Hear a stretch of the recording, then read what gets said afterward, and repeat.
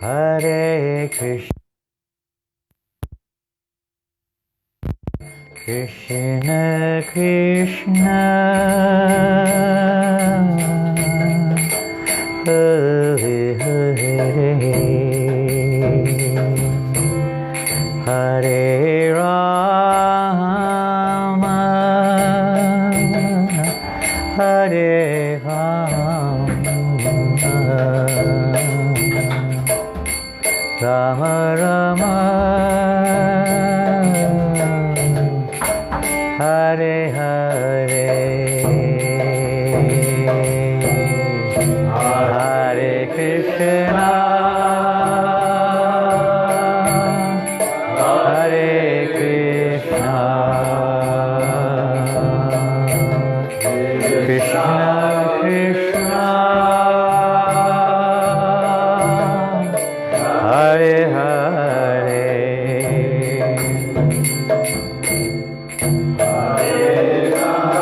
Rama, Hare Rama,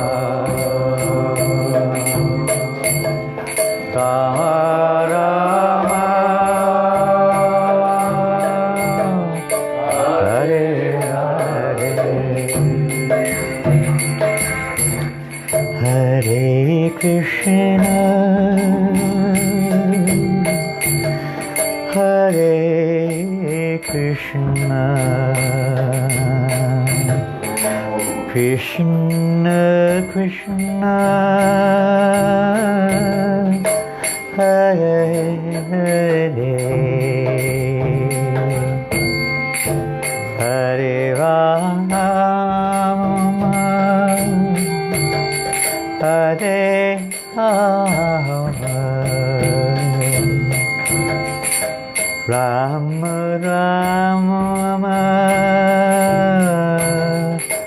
Hare Hare,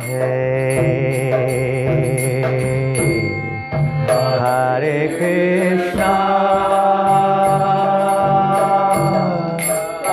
Hare Krishna, Krishna Krishna, Hare Hare, Hare Rama, Hare Rama, Rama Rama, Hare Hare,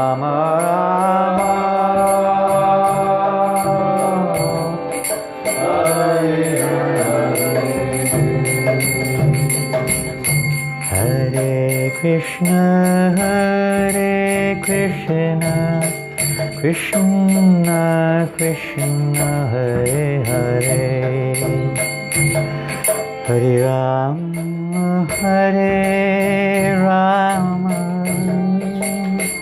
Rama Rama, Hare Krishna, Hare Krishna, Krishna Krishna, Hare Hare, Hare Rama, Hare Rama, Rama Rama, Hare Hare, Hare Krishna, Hare Krishna, Krishna Krishna, Hare Hare, Hare Rama, Hare Rama, Rama Rama, Hare Hare, Hare Krishna,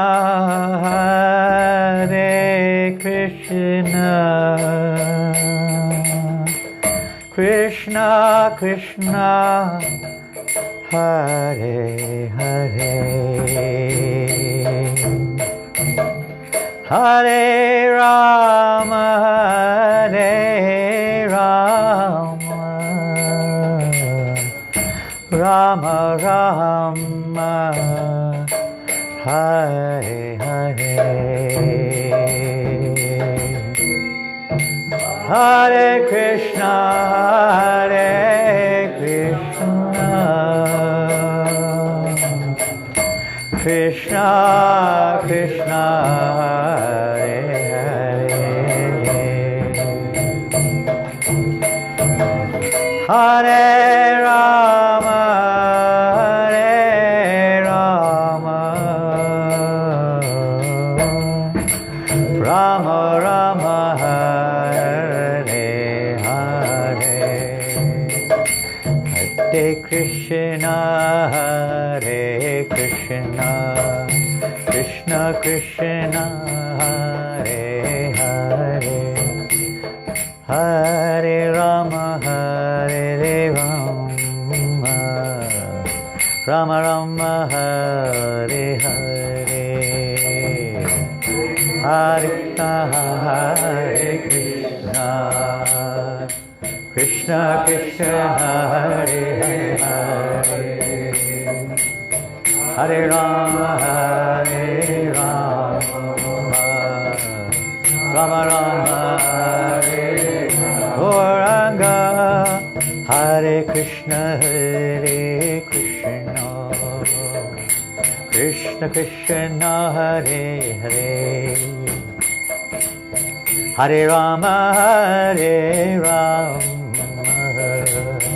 Rama Rama, Hare Hare, Hare Krishna, Hare Krishna, Krishna Krishna, Hare Hare, Hare Rama, Hare Rama, Rama Rama, Hare Hare, Hare Krishna, Hare Krishna, Krishna Krishna, Hare Hare, Hare Rama, Hare Rama, Rama Rama, Hare Hare, Hare Krishna, Hare Krishna, Krishna Krishna, Hare Hare, Hare Rama, Hare Rama, Rama Rama, Hare Hare,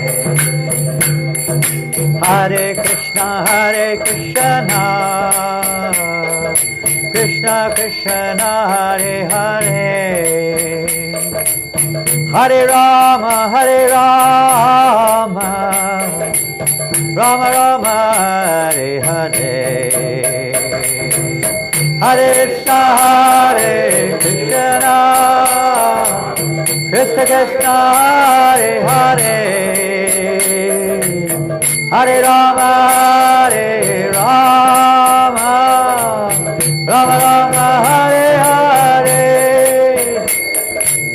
Hare Krishna, Hare Krishna, Krishna Krishna, Hare Hare, Hare Rama, Rama Rama, Hare Hare, Hare Krishna, Krishna Krishna, Hare Hare, Hare Rama, Rama Rama, Hare Hare, Hare Krishna, Krishna Krishna, Hare Hare, Hare Rama, Rama Rama, Hare Hare, Whoa!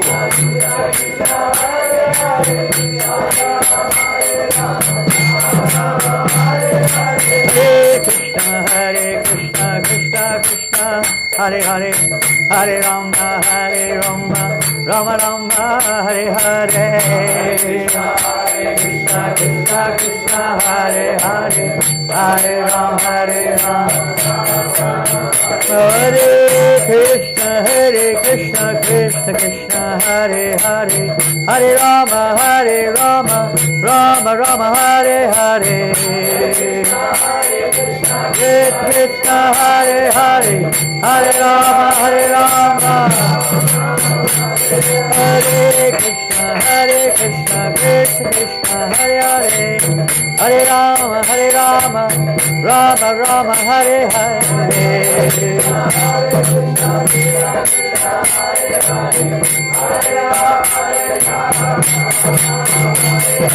Hare Krishna, Krishna Krishna, Hare Hare, Hare Rama, Rama Rama, Hare Hare.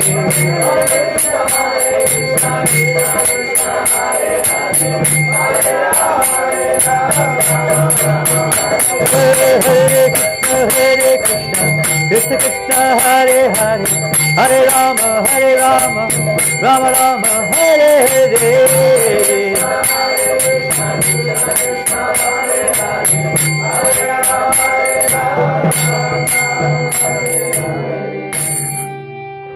Hare Krishna, Hare Krishna, Krishna Krishna, Hare Hare,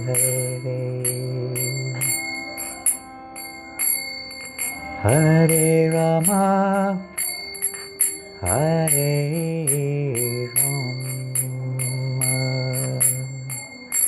Rama, Rama, Hare Hare, Hare Krishna, Hare Krishna, Krishna Krishna,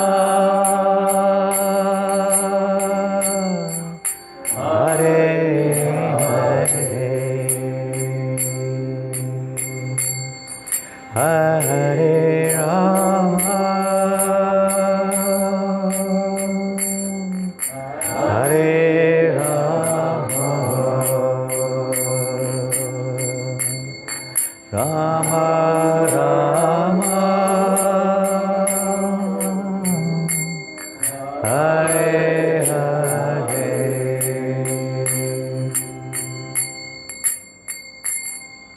Sudha Bhakata Charana Renu Bhajana Anukul.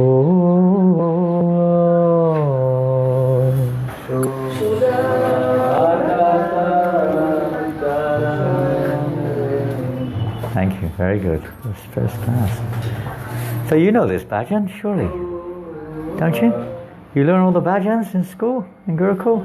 No, not all of them. You love song them, eh? It's so nice to learn all these. When you're young, you know, you can learn so many, hundreds of bhajans. It's so nice. Devotees don't sing so many bhajans. Now, this is on page 49. You probably can find it if you've got a mobile as well. Most devotees find it on their mobiles. 49 is Sudha Bhakata. Sudha Bhakata Charnarena. I think they sing it here on Ekadashi. They used to. For some reason, well, there's a good reason. It mentions Ekadashi. So we often sing this on Ekadashi. Yeah? Used to. And they do here still. Singing these bhajans of our acharyas, these prayers of our acharyas, very wonderful. And I just wish I'd learned them all when we were young. We used to, as many of you know, we used to have, in the early 70s, we used to have every day a song class. Every day, 30-minute song class every day. We'd sing like 2 different songs every evening. You know, after Bhagavad Gita at 8:30 every evening, we'd have song class. Everyone would attend. And that way we kind of learned. I didn't learn many there, I learned later, but you picked it up, many songs. Most of, not all the songs by any means, but many of the songs in the songbook. You learn how to sing, Radha Krishna Bo. Nobody, who sings that now? Very rarely. Extremely rare. Radha Krishna Bo Bo Bo Re Savai Eshikadiya Sadnadiya Virtiniti Gornitai. You know, it's a little different. It's a kind of in-between beat. It's ecstatic when you get into it. And of course devotees sing Hare Nama Krishna or Hari Hare Nama Krishna.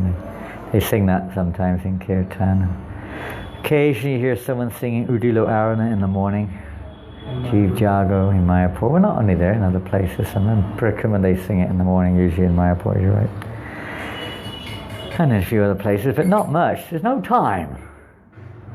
Well, they sing the same song in New Mayapur almost every day. It's one of two songs, isn't it? It's either Viva Bari Shesha or Yashomati Nandan. In Paris it's just Yashomati. Pardon? In Paris it's just Yashomati Nandan. Just Yashomati Nandan. You know, so that's nice. Those two songs are beautiful. Morning songs also. Joyful morning songs. Not morning. We're very joyful in the morning. Most people are very mourning in the morning. Do you speak Russian and English? Very good English. Little? Friends?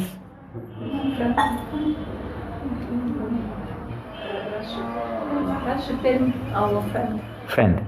Good. From Perm? Good.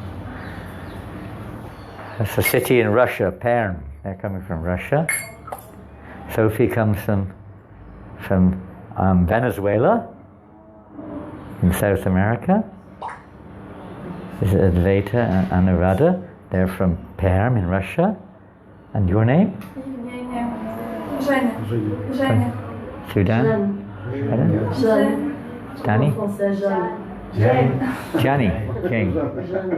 Jane. Also from Perm. Sophie's from Venezuela. And over here we have Mukunda Madhava. We're not sure where he's from. England originally, but now living in France. Tulsi, I think everyone knows. Rasa Prana, he's from India. He's living in temple in Delhi. And Mohan Rupa over here is from Fiji. But he's been staying in Chowpatty for 7 years? 7 years. And Sita Thakurani, she is from France, well originally from Brazil, but living in France. And Sumuki, in the corner, she's from France. And I'm from England. My name is Janananda Das. But they may or may not know me. I mean, I don't know if we've ever met before. You may have seen me, you may not have seen me. I may have seen you, I may have done. I'm sure you, when you were younger, I would have seen you. If you were in Maharaj's Gurukul. I don't go to Mayapur much now. Used to go a lot more. Used to go to the Gurukul sometimes too. So we'll sing this song, Sudha Bhakata. If you can find it on your mobile or something, page 49 in our few songbooks. We have this special instrument which plays in the background. It's a latest invention. It gives nice background effects during the program.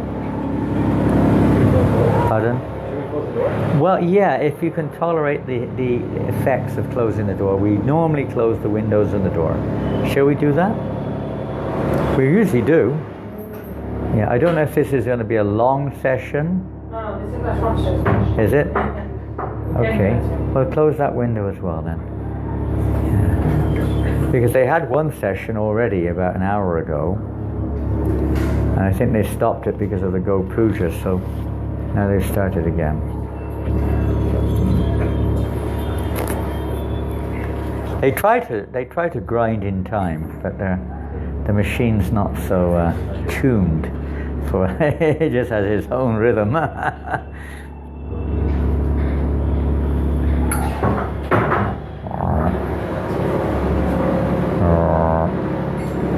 Doesn't make it much difference, maybe a little bit. Does anyone need water? You like some water, Sita? Yeah, sure. Oh, you got some. You're not doing a nirjal. No, just prasad. Anyone need water? Pani? You okay, you guys? Okay. You got amazing names, Krishna, Kirtan and Gauranga. Huh? Your parents gave you those names, or was it an initiated name? Pardon? Vidayananda Maharaj. He gave you the name just as a name or initiated? Just a name. Your parents are his associates? Your parents, they're associates with Vidayananda Maharaj? Disciples or brother, friends? They're disciples. Disciples of Vidayananda My parents are Maharaj. disciples. Your brother also? What's that? Your brother? No. My parents are disciples of Vrindavan Kartik. Oh, very nice. Wonderful. Very nice. And yours? I was told Jab Taka Maharaj gave me my name. Who gave? Jab Taka Maharaj. Jayapataka Maharaj. In Mayapur? Nice. What a name, Gauranga. Sure. Just Gauranga, not like Gauranga Hari Advaita, something or another. Just Gauranga Das. Wow. It's usually because that's the initiated name, or just nice. So we'll sing Sudha Bhakata.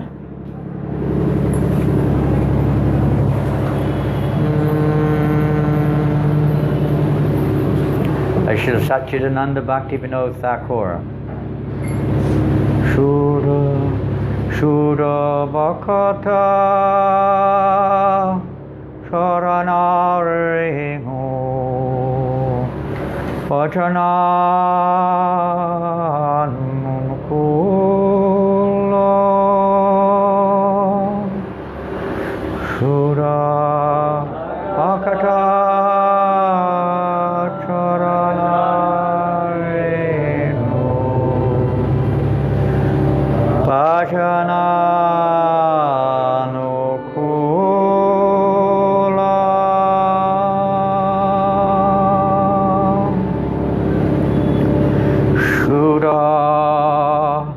Bhakata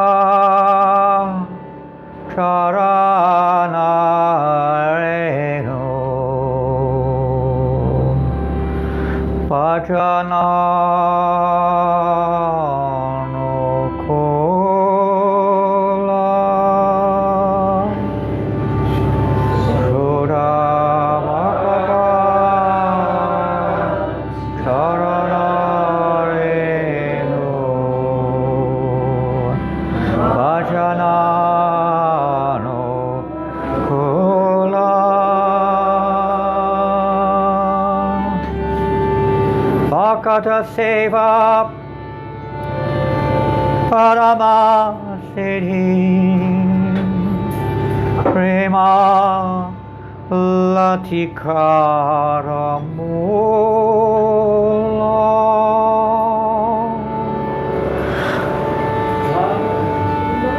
Bhakata Seva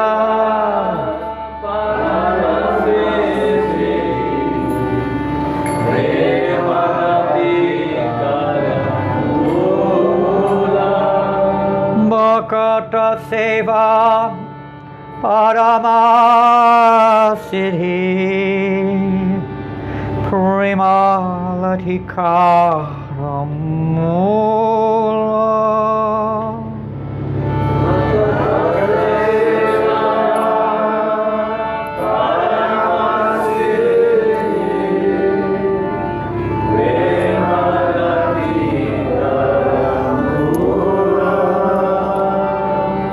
Madhavati Bhakti Janani Jitane Palano Kori Madhavati Bhakti Janani Jitane Palano Kori Krishna Basati Bori Paramarare Bori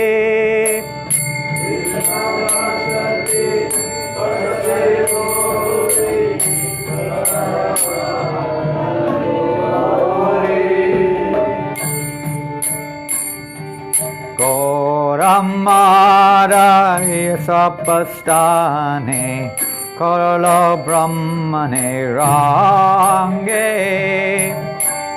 Ramara Isabastane Karalabhana Range Gora Amara Yesapastane Karala Brahman Range Gora Amara Isabastane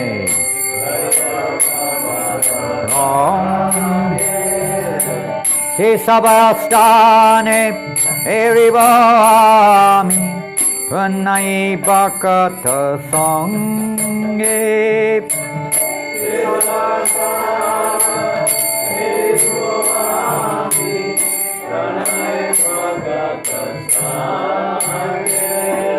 Se sabastana hevivani panaye vakata songe.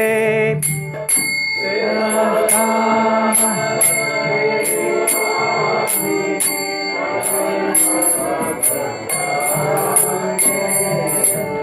Vidhanga bhajya shunite mane abasara sada jache. Vidhanga bhajya shunite mane abasara sada jache.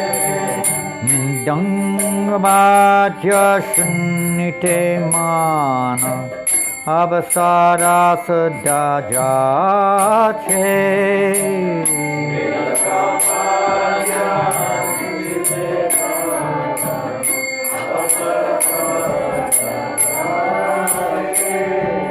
Gaura bhita kirtana shuni anande hridaya nache.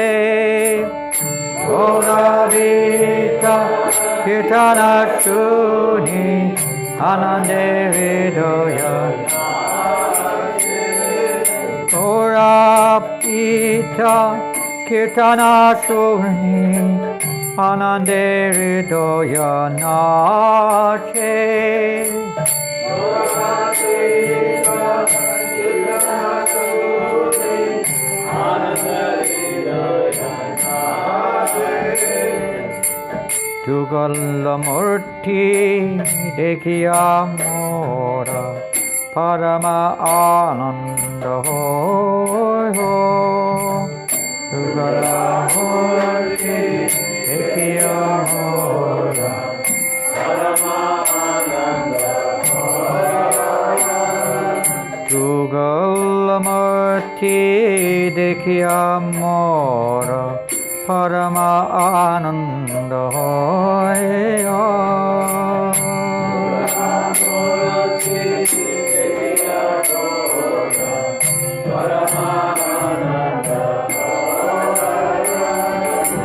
Prasad seva karite hoya akata prapancha jaya.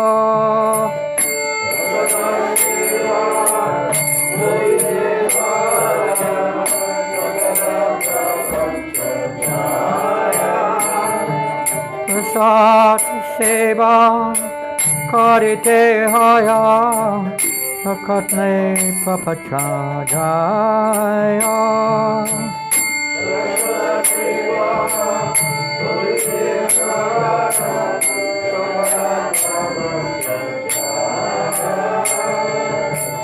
Chedinna grihe bhajana dekhi vihete goloka bhaya.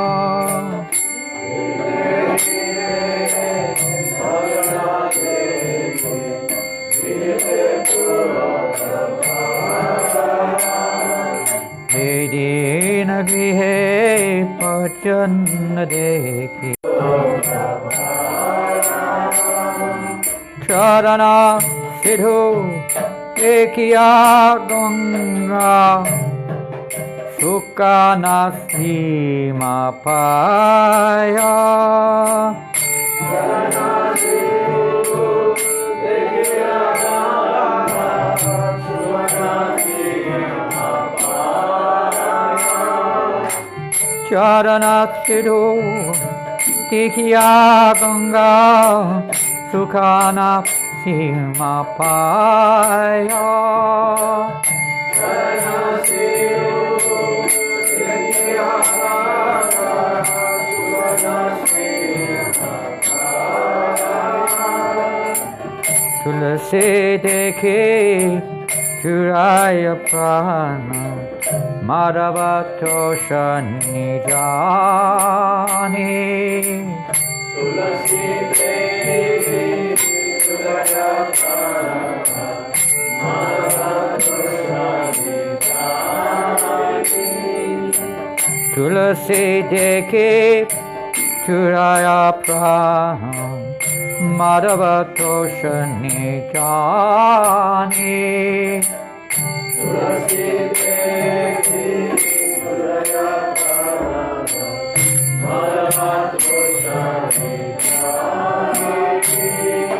Gora Priya Shaka Sevane Jivana Satakamani Gora Priya Shaka Sevane Jivana Satakamani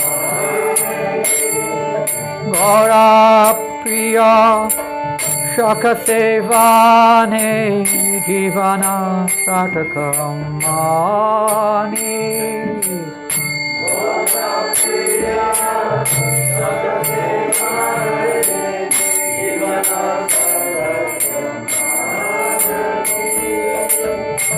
Bhakti Vinora Krishna Bhajane Anukula Bhayaja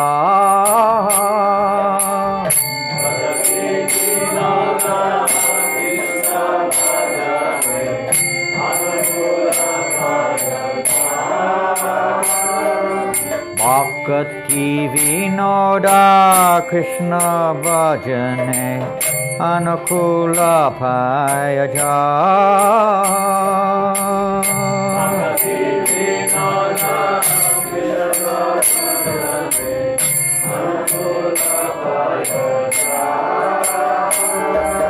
Prati Divase Paramasuke Shikara Koro Yeta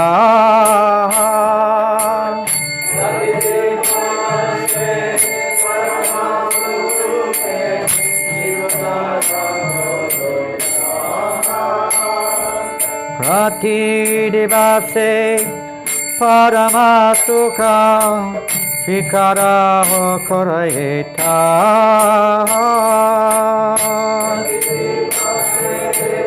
Paramasuke Shikara Karaye. Now verse 2. Verse 2. Madhavatiti Bhakti Janani Chetanai Palana Kori Madhavatiti Bhakti Janani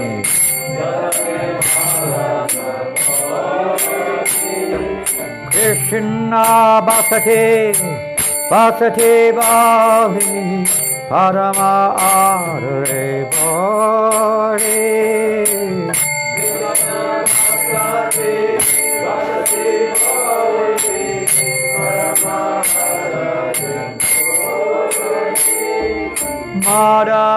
Madhavatiti Bhakti Janani Jatane Palana Kori Madhavatiti Bhakti Janani Jatane Palana Kori Sudha Bhakata Charana Renu Bhajana Anukula Bhakata Charana Renu Bhajana Anukula Bhakata Seva Paramasiddhi Premalati Karamula Bhakata Seva Paramasiddhi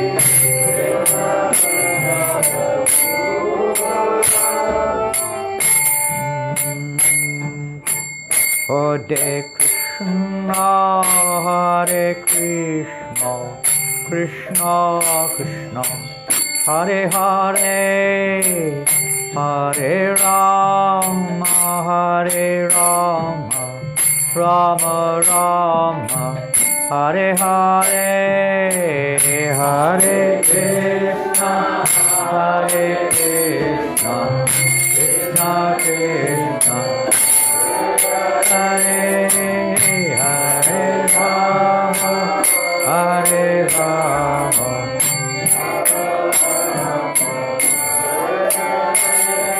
Hare Krishna, Hare Krishna, Krishna Krishna, Hare Hare, Hare Rama, Hare Rama, Hare Hare, Hare Krishna,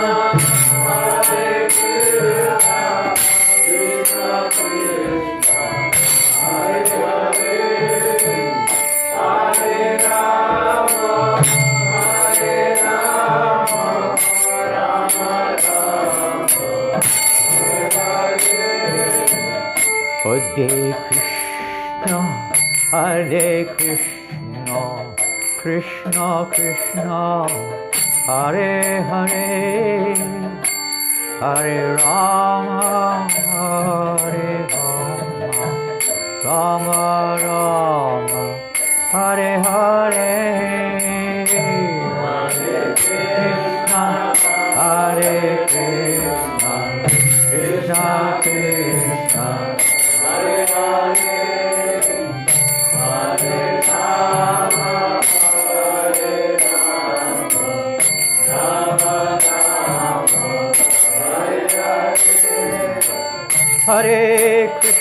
Hare Krishna, Hare Krishna, Krishna Krishna, Hare Hare, Hare Rama, Hare Rama, Rama Rama, Hare Hare.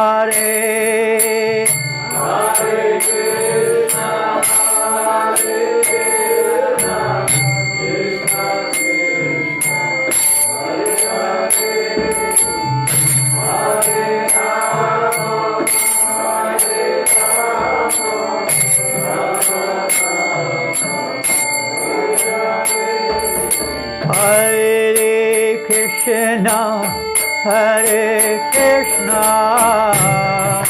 Krishna Krishna, Hare Hare, Hare Rama, Rama Rama, Hare Hare, Hare Krishna, Krishna Krishna, Hare Hare,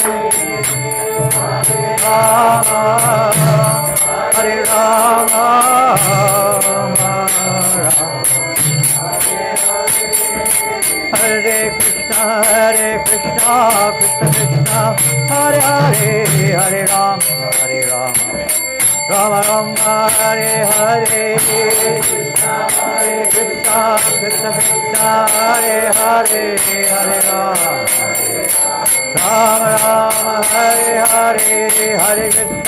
Hare Krishna, Krishna Krishna, Hare Hare,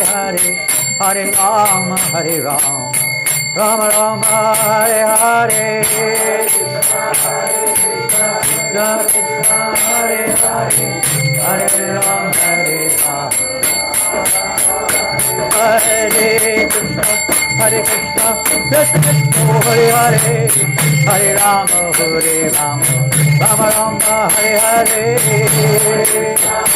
Krishna Krishna, Hare Hare, Hare Rama, Hare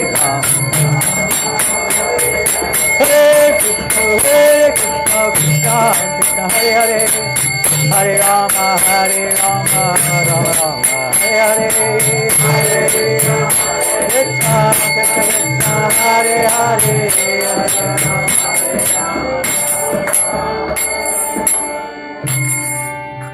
Sudha Bhakata Charana Renu Bhajana Anukula Sudha Bhakata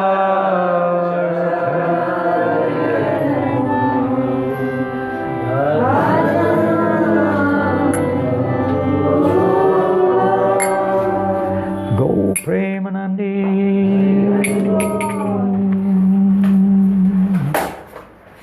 Sudha Bhakata. We'll read the translation, take it in turns. Dust from the lotus feet of pure devotees is conducive to devotional service. Well, service to the Vaishnavas is itself the supreme perfection and the root of the tender creeper of divine love. Next. Someone read. I carefully observe Madhava's holy days, such as Ekadashi and Janma, for they are the mother of devotion. Knowing that Krishna dwells in these holy days with great regard, I also accept them as my residence. All those places where my Lord God Sundar travelled for pastimes, I will visit in the company of loving devotees. When I hear the song of the Mridanga in my heart, I always desire to join in Kirtan. And when I hear the bona fide song describing Lord Chaitanya's pastimes, my heart dances in ecstasy. That was the translations are a little different, are they? Yeah, they're all over the All over the place, aren't they? What did your translation say? Best on the internet. It's best. What did it say? Yeah, what does it say? Read it again. When I hear the sound of the Mridanga in my heart, I always desire to join in Kirtan. And when I hear the bona fide songs describing Lord Chaitanya's pastimes, my heart dances in ecstasy. That's the one. Huh? Which one is this one? Well, that's not the original translation either. Neither of these are the original translations. Another one here. Maybe you got the original one. My heart always prays for the opportunity. No, that's another one. Yeah, so okay. Anyway, it's sort of the same. Number 5. Different is the two. Pardon? The two is very different. 3 different translations. The two verse from here not sense. Anyway, read number 5. Another sense when he translated. Someone read number 5. Hari Bol Baram. Upon seeing the deity forms of the divine couple, I feel the highest bliss. Honoring their prasad enables one to conquer the material world of 5 elements. Here it says, by honoring the Lord's prasadam, I conquer over all worldly illusions. And probably a different translation somewhere else. Next, number 6, one of the latest. Goloka Vrindavan appears in my home whenever I see the worship and service of God going on there. Upon seeing the Ganges, which is a river of nectar emanating from the lotus feet of the Lord, my happiness knows no bounds. Yeah, isn't that beautiful? This is to go back to Vinod Tagore. We can just behold and meditate upon his song and the translation of the song. We may not quite see Goloka Vrindavan appearing in our home whenever we have a chat with our wife or a husband or whatever we do in our homes. Whenever we see the worship and service of Lord Hari going on there. But we can remember this, you know. It's nice to meditate on it. Number 7, one of the latest. By seeing the tulasi tree, my heart feels joy, and Lord Madhava Krishna is also satisfied.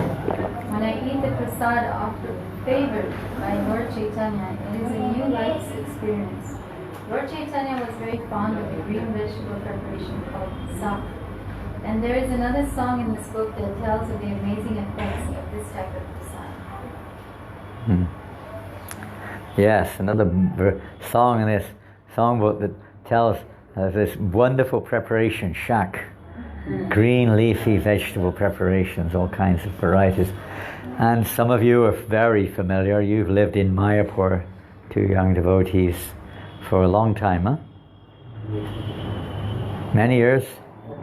I grew up. You grew up in Mayapur, so I'm sure you experienced seemingly unlimitedly number of varieties of shak. Different green leafy vegetables. All varieties of shak. I mean, it's incredible. There's one devotee who came the other day. His name, he's not here tonight, his name is Toshan Krishna Prabhu. He is from Bangladesh. And we go, I don't know if anyone in this room, but whenever I go to Australia, to Sydney, we go to his house for prasadam. And he has a garden. The garden is not very big, but he cooks almost everything from the garden. Almost everything. You don't see anything in the garden.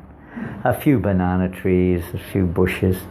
He has, in Bengal, they know how to cook so many things which we think are useless. Unbelievable.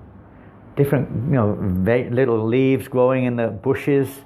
And then, he uses the pumpkin, the flowers in the pumpkin, the seeds ground up, making various pakoras with the flour pakoras.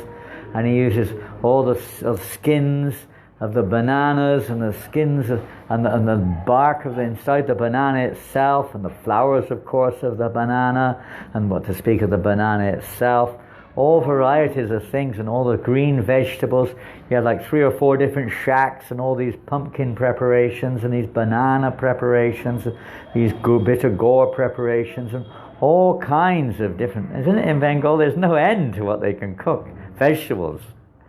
You go up to Rajpur and Jagannath Temple, and you take the Chapam Bhog offering there, I don't know, 50 different vegetable preparations they offer at lunch or something. It's just unbelievable. It's just incredible. And they're all so different. They look the same, but they all taste so different sometimes.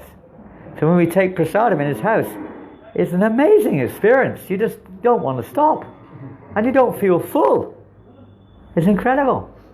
It's like from another dimension. It's Lord Chaitanya's Sankirtan prasadam. It's incredible. The only thing that's not from his garden is the rice. Fine, white, hot rice with ghee. Salt and black pepper. And it's just like, out of this world. The pakoras, these pumpkin flour pakoras, with ground up pumpkin seed flour or something, are just incredible. Incredible. It's just like another realm of cooking, Most people never experienced. It's just, whew. Anyway, you live in there, and then, of course, capping it off is Mishti Doi. You like Mishti Doi? Yeah. With date gur? Yeah. I think it's most devotees, they become addicted to Mishti Doi. You were living there, you know Mishti Doi, don't you? Yeah. Amazing. Even we Pardon? just the Kejur gur, just live by itself. Date gur. They get the And then in date juice. in the summer they have Palm sugar. Yeah. From the palm. That's also very nice, the sugar from the palms. Yeah. The best I've ever had was in Bangladesh. The best date Mishti Doi I ever had was in Bangladesh. I don't know, maybe a long time ago. Perhaps when you're younger things taste nicer, I don't know. Or maybe things don't taste so nice. Who can say? You can't experience what it was like 40 years ago, and I can't experience what you were tasting now. So, I can't say. But certainly it tasted like that. It was so ecstatic. So Lord Chaitanya's favorite, loves this green shack. Loves it. We have out here now, it's not green shack, but maybe in a few weeks they'll bring in they call it, these little leaves. What are they called? Methi. The methi leaves. Yeah? They have lots of little methi leaves. They're delicious. You cook them as a shack, they're also delicious. There's cow food, There's so many things like that. I have a preparation here called amaranth. Now, some of you know what amaranth is. Amaranth. It may have different names in different countries. It grows wild in most parts of the world. It's a weed. It's a weed in most people's minds. It's pig food in some countries. It's not allowed for human consumption in other countries. But it's the most healthy product, food-wise, practically on the planet. Practically. Quinoa just bows down. On their website they say we're nothing compared with amaranth. Amaranth is far superior. But to get it, you can get it in India very easily. What do they call it in India? Huh? What do they call it here? Huh? Yeah. What's it? Say loud. Rajya, something like that. A leaf, a green leaf. And they have these flowers that grow out, like seedy kind of thing that grows out of kind of bluey purpley thing, or pinky bluey purpley thing. And then there's the seeds, yeah. And the seeds, you get the seeds and you can boil the seeds or you can puff the seeds. And it's so healthy. Isn't it? It's amazing. It's just growing wild, it's like so easy. But people don't know. They just weed, get rid of it. So many weeds are the best food on the planet, practically. Just have to know what they are. And during Lord Chaitanya's time, I remember when Bhakti Churu Swami, one time he came to New Zealand. This is going back to the 80s. I don't know, he wasn't so prominent in terms of guru and this and that in those days. He was just traveling preaching mainly. And he came to New Zealand one time and he asked if he could cook the Rajbhog offering for the deities in Auckland, like Radhagiridhari. And we had practically no boga. Very little, just some basics. There's no what. So he went out into the forest and he came back with basketfuls of various things. The forest and the fields, all these. I just don't know what he got. He got all these different things growing out there. And then he cooked this incredible offering for the deity with all these things he picked out, which nobody even kid. They just plow them up, as rubbish. He cooked them all up, incredible. We just don't know. We're so out of touch with Krishna's gifts in every respect, physically, mentally, what to speak of spiritually. Even Lord Chaitanya Mahaprabhu has given us the greatest gift, the opportunity to become Krishna conscious through chanting the holy names, dancing and feasting. Given us the simplest, greatest gift. I was talking yesterday to Bhakti Mukunda Maharaj. I don't know if you know him. He's a devotee from Malaysia, sannyasi, disciple of Jayapataka Maharaj. And he's a Tamil. He's quite big, and he keeps in the background. He's extremely learned. He knows the Vedas and this and that. He studies like anything. And we were talking for hours yesterday, but just discussing his preaching. He's preaching in Tamil Nadu, in the villages. And he's getting whole villages to, accept Krishna consciousness. But he does it in a very clever way.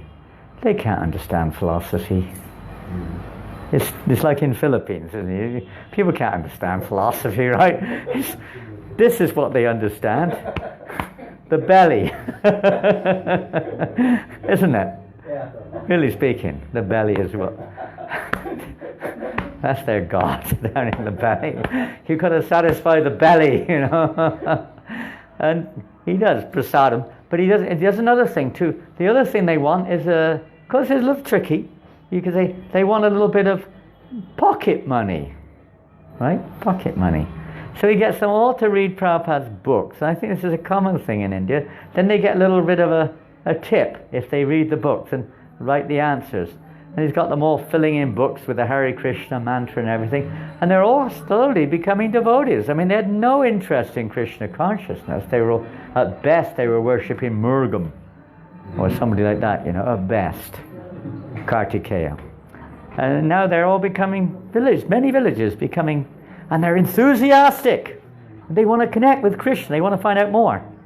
Because he said the secret is, when you preach, is don't give the conclusion. And that's what we do in a lot of our books. And that's it. Finished. They don't want to go any further. End. It's okay for the devotees. We need the conclusion.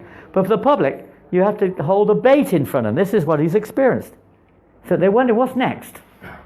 Where's this going? They get excited about going to the next stage. Interesting technique. But when you give the beginning, middle, and end, that's not for me. Finished. You've got to get them into it first. They don't even get into it when they see what the conclusion is. Krishna is God. What? No way. That's not for me. So you bring him on in a different way, And he's a very expert preacher. I mean, he talks about the life airs and how, people who are talking about mind control, anger control, all these things which, modern day ways and so on. But he does it through the Vedas. through the life airs, and how the life airs interact with the senses, and how the senses are, how to balance everything so that automatically, your whole system becomes balanced. Uses knowledge and various information which he just reads and studies all these ancient Vedas and different Puranas and so on, where information is given how to control the senses in different ways, and automatically the mind becomes. You don't have to worry about anger and all these other things which people are plagued with in this day and age, because we're imbalanced. Because if you control anger by some mundane technique, the root is still there. You've got to get to the root of it. So he tries to get right to the root. I don't know. You're talking about different things. I couldn't grasp it all. But how the different life airs in the body, how to actually. And he does it in such a way to engage people in such a way that their life airs become balanced in their work and in their different activities like that. And then they can peacefully chant Hare Krishna and so on. Anyway, interesting. Hey, what happened here? Watered. So we didn't quite finish, did we? One more, the last one. Whatever Bhaktivinoda obtains that is conducive for the service to Sri Krishna, he accepts every day with the greatest of joy. Whatever is conducive. What is conducive for devotional service? We've heard many things here. What does Rupa Goswami say? In it? I won't be able to hear. You are behind the cage. You're in the cage.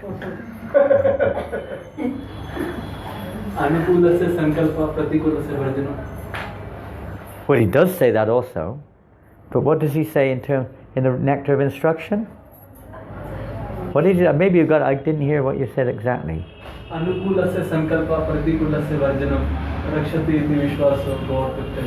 Translation? Accepting what is favorable for Krishna consciousness and rejecting what is unfavorable. Yeah, that's a different. That's also true. But that's not the verse I'm looking. We can. I don't think it is. Let me see. Maybe it. I think I have a nectar of instruction in that jumble sale somewhere. Nectar of instruction. That's Hindi. There's Hindi, Tamil, Gujarati, Bengali, and there's some English also.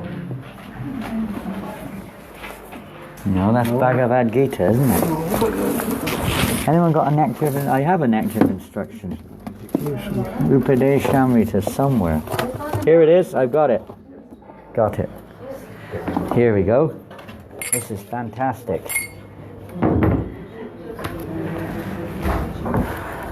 Nectar of instruction. No problems. We all have to go sooner or later. Some of us sooner and some of us later. We never know when it comes, do we? Here we go. Utsahan nisyaya dharyat tat tat karma pravartanat sangatyagat satovite shadbir bhakti prasiddhyati. Is that you, Mukunda? More him than me, but I Becoming a learned scholar. Text number 3 of the Nectar of Instruction. If you want to find it, text number 3, Nectar of Instruction. What is favorable to the execution of pure devotional service? What is favorable?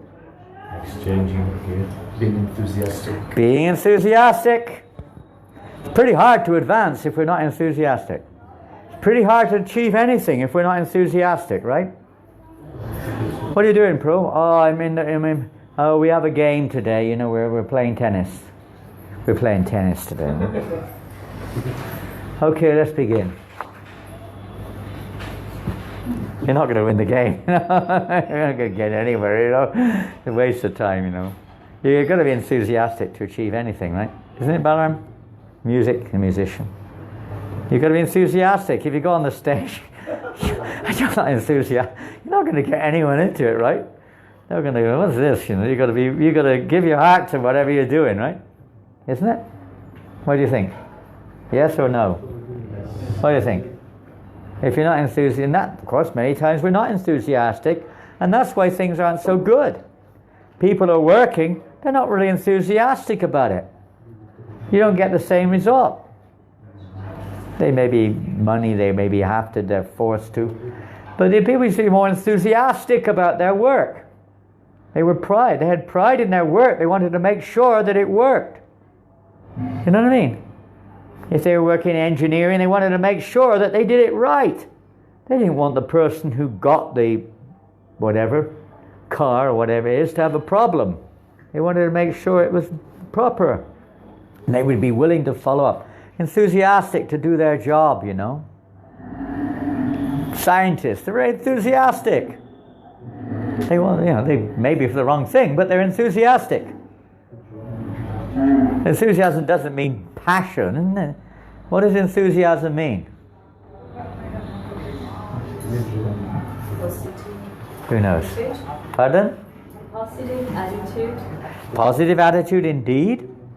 If you get the Bhagavad Gita, we'll show you Prabhupada, I think he gives a definition. I may be wrong, but I think he gives a definition. Bhagavad Gita. I think it's in this one. Huh? In this one. In which one? Oh, it might be in here, yeah. It may be. Let's read it and see anyway. We'll get to that in a minute. But we'll have the Bhagavad Gita also at hand. 6 principles favorable to execution of pure devotional service. 1 is enthusiasm.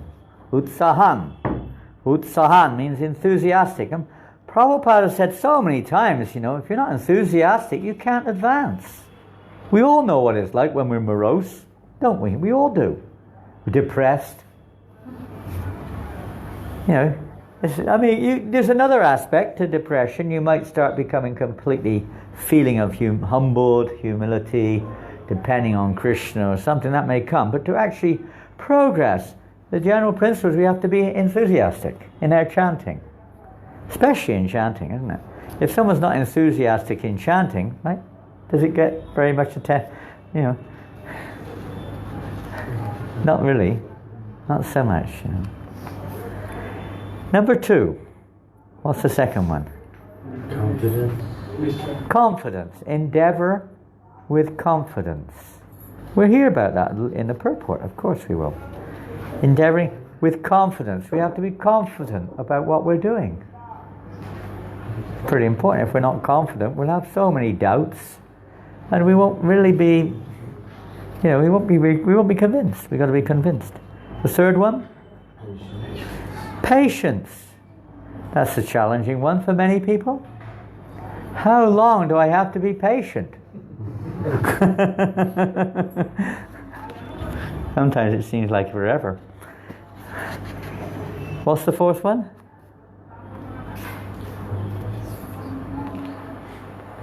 Tut tut. Tut tut. Tut tut.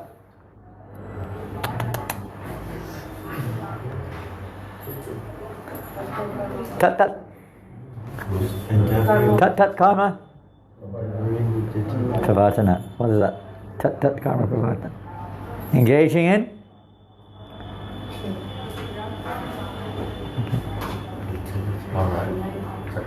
So, are you leaving? Okay, because we want to finalize the events. There's 2 events. No problems. Number 4, what is it? Yeah, acting according to regulated principles, such as what?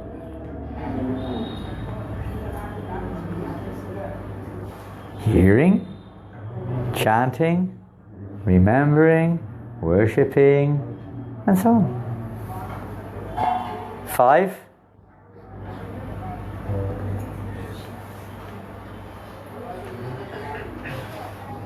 Didn't study Nectar of Instruction in Bhakti Shastri? Can't remember. I know the 6th one. Pardon? I know the 6th one, not for you. Yeah, not on your mofo yet. Number 5. Yeah, that's the verse of Lord Chaitanya Mahaprabhu. Here it says Sangatyaga, but it's the same thing. Asat Sangatyaga e Vaishnavachara. When he was asked what is the symptom, or the first symptom of Vaishnava, is that they don't associate with, mundane. And of course, in the course of our daily activities, in the course of our preaching, obviously we do associate with people, but not in the way that, a mundane association. The association is for the service of Krishna. It's not like we associate with people and start talking about mundane things with them for no purpose. For preaching, sometimes one does. I mean, Srila Prabhupada would sometimes do that. Some person who has no... For instance, in London in 1973, one famous motor racing champion came to see Prabhupada. Are you okay? Got something buzzing. His name was Graham Hill. He was the world champion motor racer, motor racing car racing at that time. He was the world champion, Graham Hill. He lived near the Bhaktivedanta Manor. He came to see Prabhupada. And he really had nothing. He had no idea about spiritual life. Somehow or another, they've always invited him over. He came over, meet the Swami. So he came, and for quite a while, Prabhupada was just allowing discussion, and motor racing was going on. Kind of sound pretty mundane, huh? But sooner or later, Prabhupada found a way to bring in, some spiritual principles. You're not the body. He tried to bring in that, danger, death, danger of motor racing, very high danger, and death, and fear, and different things. Prabhupada brought them into the conversation, and gradually it turned around more and more to a meaning, let's say meaningful, but a spiritual direction. I mean, it didn't go very far, but it came, at least more than... So Prabhupada's purpose of that was to, if he'd gone straight in, the man would have probably just turned off, It was like not his subject matter. But because he allowed him to, so there was this kind of like interest developed. Oh yeah, that's a good point. Yeah, it is. When I crashed my car, it's a fact. He was kind of, relating to what Prabhupada was saying, And then he took prasadam and left. That man died in a crash about a week or two later. Graham Hall died. Not in a car, but in his private plane. He crashed. So, you got that minute, 30 minutes or whatever, association with a pure devotee. So fortunate. Yesterday, Yaduvar Prabhu said that when Srila Prabhupada met his parents, told that his father was a history teacher. History teacher. Yeah, Srila Prabhupada just spoke about Indian history. History? Indian history. Indian history. Yeah. And that's all they spoke about. Yeah. And then, so his father was so impressed with him. Yeah, because you can, a pure devotee, of course, they can see the ability of a person and where they're at. And this is the technique of preaching. Bhakti Mukunda Maharaj very much is focusing on trying to understand this principle of where people are at.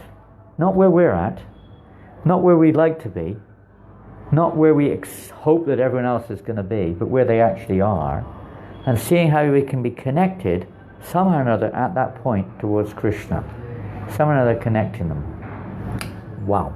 Now that's quite a thing. When you go into a place, for instance, if you go into a place like, I don't know what you can say, a place where they have a strong local culture, where would that be? Give an example in the world. Excuse me? No, not in Europe. They made it. Some country. Pardon? Where? Brazil? Brittany. Where? No, well, okay, an area, but like a country where they have like a very long, kind of like deep, huh? Ethiopia. Okay, Ethiopia.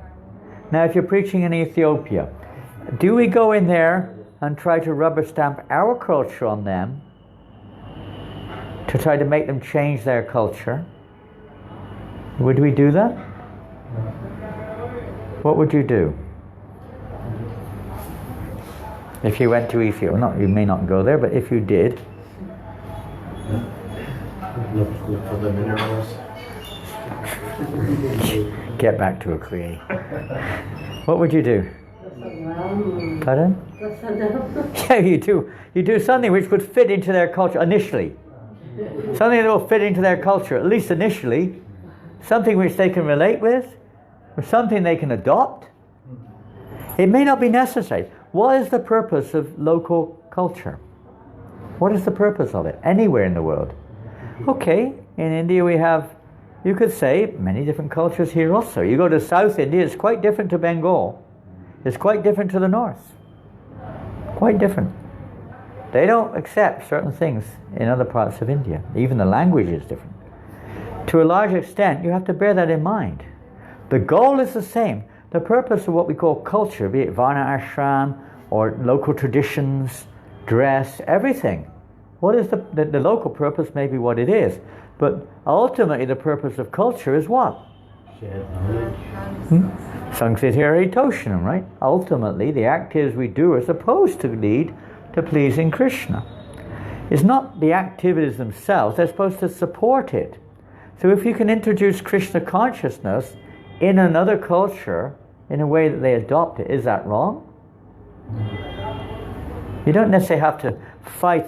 See, that sometimes maybe we hit the kind of wall sometimes when we try to change the culture, and there's a big reaction from the local religions, from the local people, and so on and so forth, because you're kind of like trying to pull the... I'll give you an example. Bali. How many of you have been to Bali? Bali in Indonesia, right? I mean, they've got their kind of historical traditions. The Hindus, they're kind of a little bit cut off from the Indians. You know, they're supposed to be Hindus. They're Indonesians. They're not Indian Hindus. There are some Indian Hindus there, but they're mostly Indonesian Hindus, they're considered. And they have their own kind of flavor of Hinduism. You know, they really don't like us. The people do, but the leaders, the Brahmins, the ones who are on top of the pack, you know, they don't like us. Now it's getting better, but I used to go there in the earlier days of our Indonesian mission, so it's probably improved a lot. I haven't been there for a long, long time.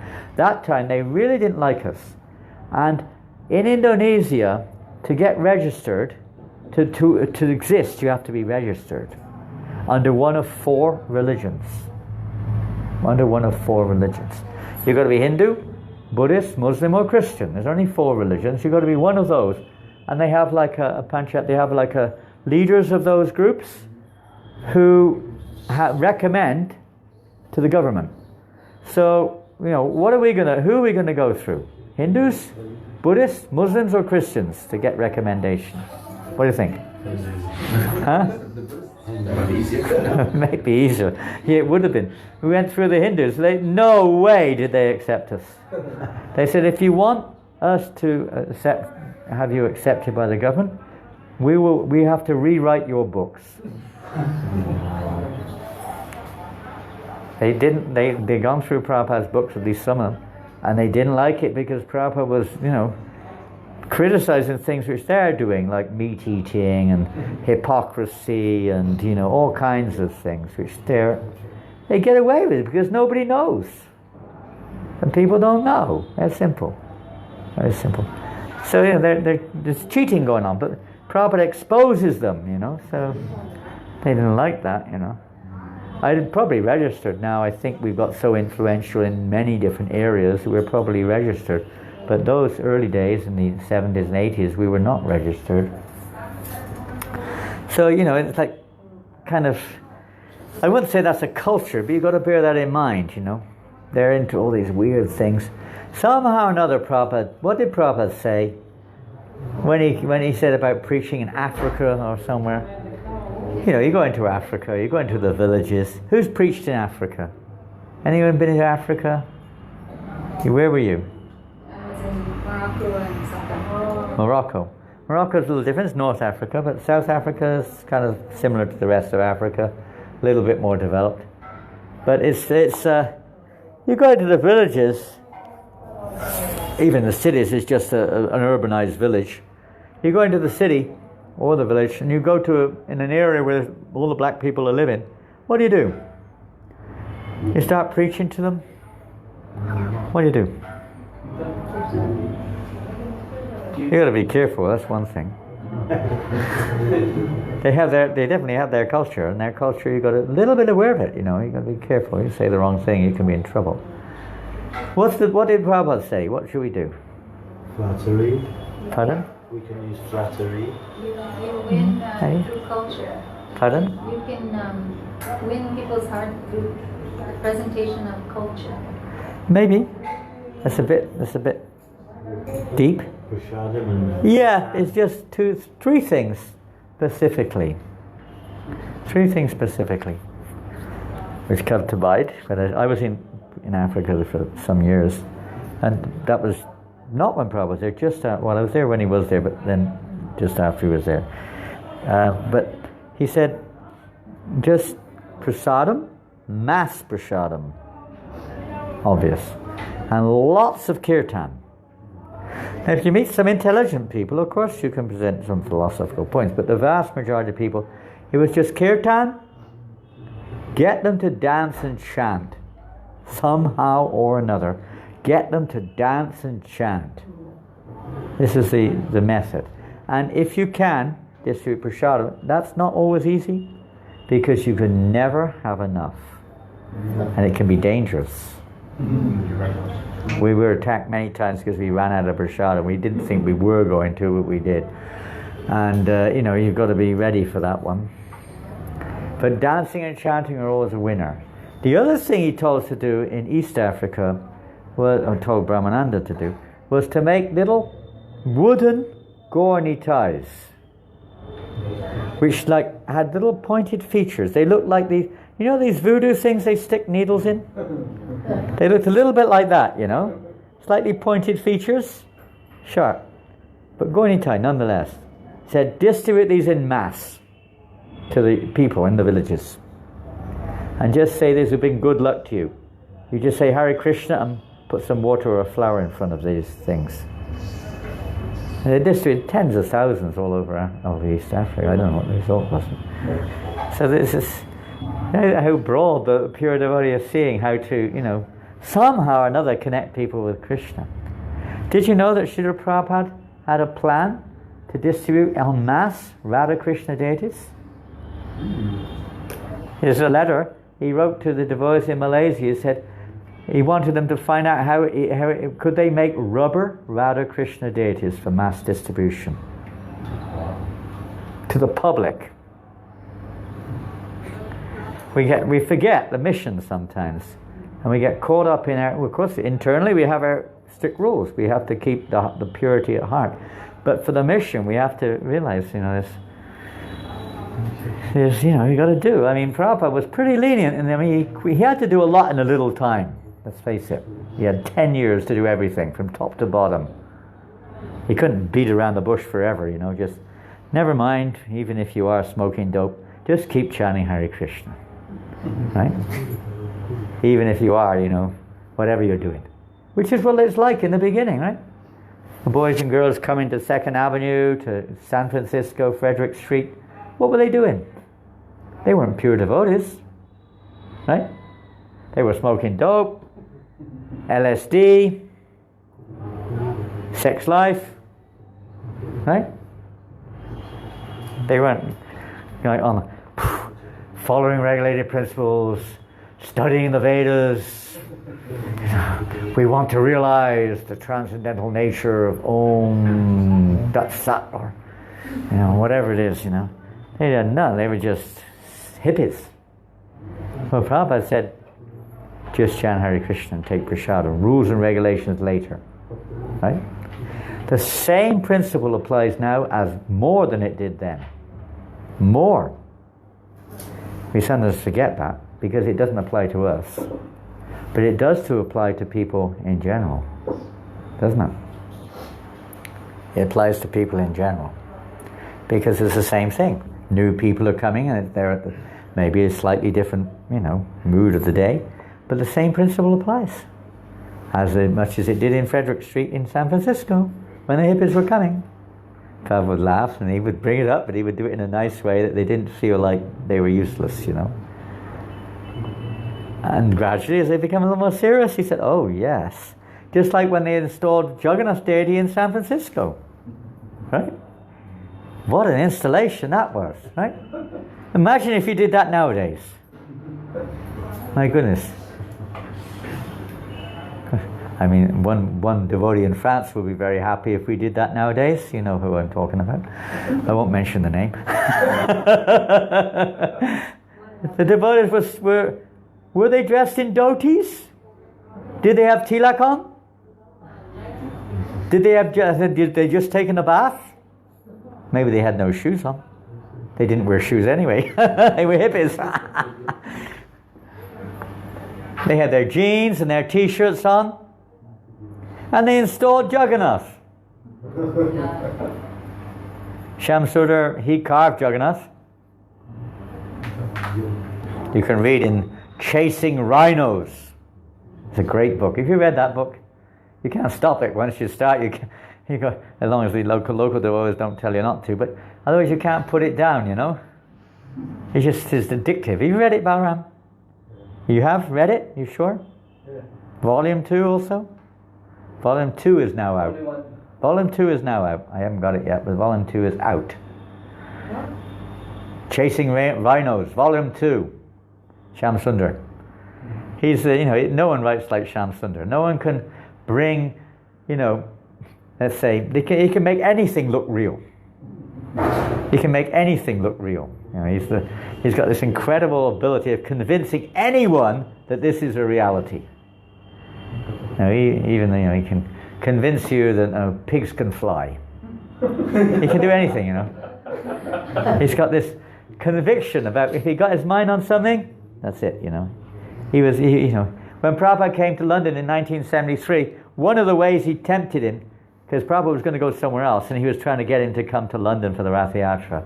He said, Srila Prabhupada, the Queen of England is waiting to take instructions from you. He was convinced he was going to do that. But he wasn't completely wrong. He wasn't completely wrong. I mean, Prince Charles was actually in contact through other connections. I can't remember the man's name, but he was the Queen's sculptor. The person who makes stone things, decorations, whatever. Very famous. You can look it up if you don't believe me. I saw it I looked it up eventually on the Google. And yes, it was him. And there's a conversation with him and Prabhupada, the devotees. He came to see Prabhupada. And he had already had Prabhupada's Bhagavad Gita. He had it. And the devotees asked, where'd you get that from? He said, the Queen gave it to me.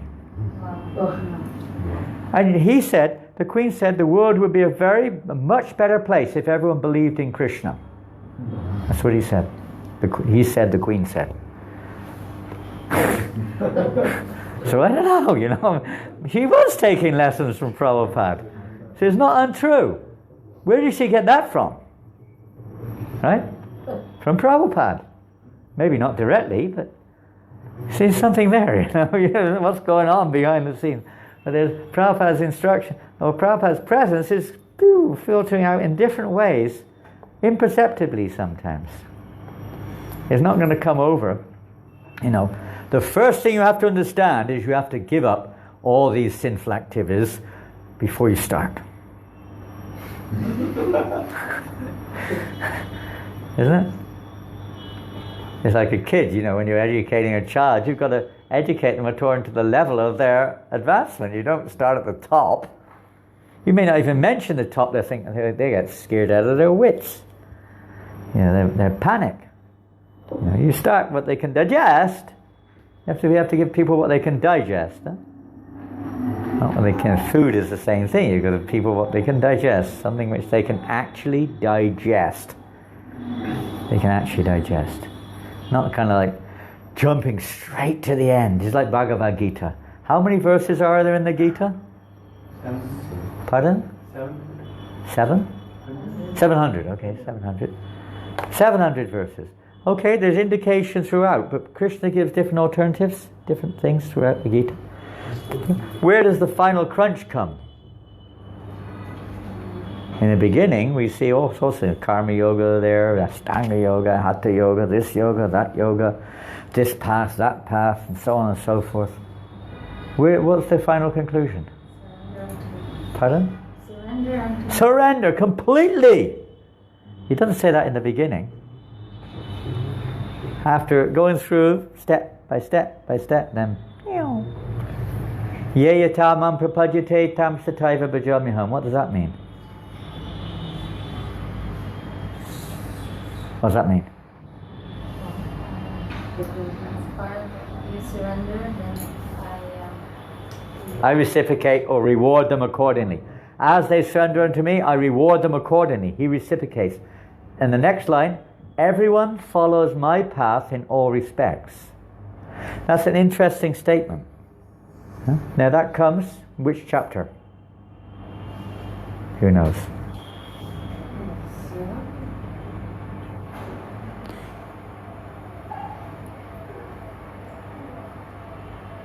Pretty early on. Chapter number 4.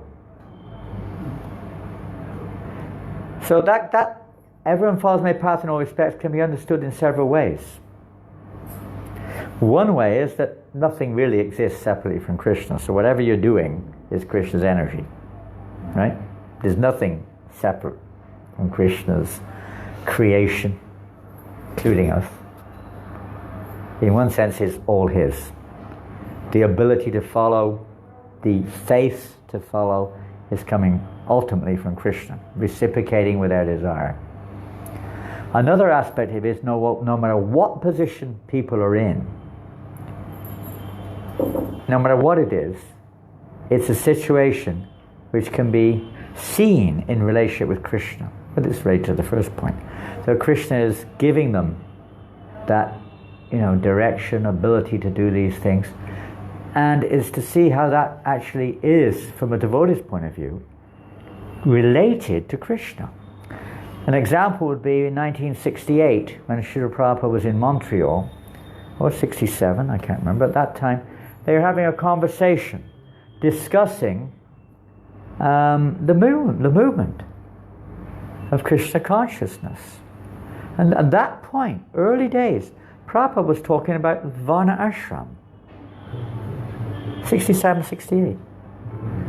And he was saying, of course later on, in 75, 76, 77, he was talking about it again, a lot. But he talked about it there in one conversation. And it started, not very deeply, but started, but I think it was Purduna, maybe it sounded like. Somebody asked him, Prabhupada, what does it mean in the qualities of a devotee to be expert? To be expert. Now sometimes we think it means to be expert at everything, but Prabhupada didn't say that. He said expert means, just like today, a newborn calf has been born. 3 o'clock this morning. I was the first person to see that calf. I was chanting my japa, and I thought, well, there's one cow there I must be expecting. And suddenly these 2 little hoofs started coming out the back. There was no one else around. They're white when they come out, bright white when the hoofs come out first, and they change colour. I didn't actually see the baby coming out, but I saw the legs coming out. I had to go quickly come and take a bath, and by the time I got back, the baby was out. About 10 minutes later, 15 minutes later. There was no one around. It was very clean. So within no time, the baby's up, and what's the baby doing? Not no time, in a few hours. What's the baby doing? Sucking away. Prabhupada said that's expert. That's expert. The calf immediately goes. The mother's licking the baby, cleaning up all the stuff all over her body. Little cow. Giving strength to the child. And licking all the, things from the womb off of the baby. Cleaning it all up. Cleaning it all up. And then when the child's able to get up, he's trying to go for the mother's udders. That's expert. Prabhupada says just like that with everybody. He said, if you all you know to do is to make flower garlands, do it. You're expert. Do it well. Give your heart to it. Expert. He said, if you can't drive, don't drive. If you can't do what you can do, he said that's expert. Of course, in the course of life we do many things. We learn things and so on. But the principle is, that's expert. He said, it's not that you have to become a farmer. It's not that you have to become a manager. It's not that you have to become a businessman. He said they're already there. They just have to be connected with Krishna. They're there already. The art is to help to see how they, who are there, the world's going on, is self-sufficient. isn't it? More than self-sufficient, in fact, right? The world. So the art is not that we have to become something. We just have to facilitate others who are already that by the grace of Krishna to connect that with Krishna. That's preaching. And Prabhupada hoped that these type of persons would be somehow or another. And it's not that they're necessarily going to follow the four regulated principles. If Arjuna were to walk into ISKCON today, Arjuna and Bhima turn up at the door. Hare Krishna. Hare Krishna, where are you from? We are from Indraprastha. These guys okay? Yes, we're devotees of Krishna. We'll check that one out. We're not sure about that. Well, if you want to stay in the temple, we have strict rules. Strict rules. You've got to get up 3 o'clock in the morning. You've got to follow these four regulated principles. We don't care who you are. You've got to follow all these and chant 16 rounds. Okay? Oh, well, we're not doing that. And I'm sorry, you're not staying. You can't stay. You can visit if you want. If we're having a class in it, it's called Bhagavad Gita class. You're welcome to stay for it. Arjuna Vacha. That's me. Oh, come on. Get out of here. This guy's nuts. Right? Arjuna wasn't following the four regs. Neither was Bhima. Neither was Yudhisthira. But we're worshipping them. According to time and circumstance, These type of people may not follow the four regs. They have a different, in the laws of Manu and different codes, you see different rules are there. Our movement is really focused on Brahmins. We're never going to get anywhere if we just stick there. Nowhere. We expect 99.9% people will not be Brahmins.